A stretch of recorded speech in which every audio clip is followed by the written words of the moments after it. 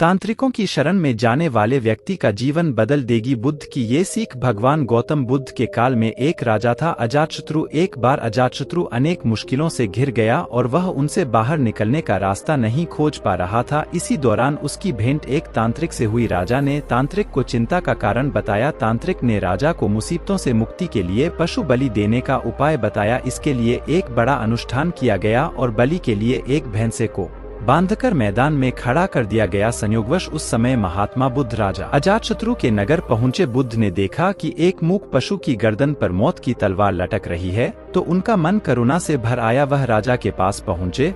बुद्ध ने एक तिनका राजा को देकर कहा कि राजन, मुझे इसे तोड़कर दिखाएं। राजा ने उसके 2 टुकड़े कर दिए और गौतम बुद्ध को दे दिए। बुद्ध ने टूटा हुआ टुकड़ा फिर से राजा को दिया और कहा कि अब इन दोनों टुकड़ों को जोड़कर दिखाओ। गौतम बुद्ध की यह बात सुनकर अजातशत्रु आश्चर्यचकित रह गया। राजा ने कहा, टूटे हुए को कैसे जोड़ा जा सकता है? राजा का उत्तर सुनकर बुद्ध ने कहा कि राजा, इस तरह टूट तो सकते हैं, लेकिन जुड़ नहीं सकते। उसी प्रकार किसी बेजुबान जानवर को मारने के बाद आप उसे पुनर्जीवित नहीं कर सकते। जीवन की हत्या से समस्याएं कम होने की बजाय बढ़ती ही हैं। तुम्हें अपनी तरह जीने का अधिकार है।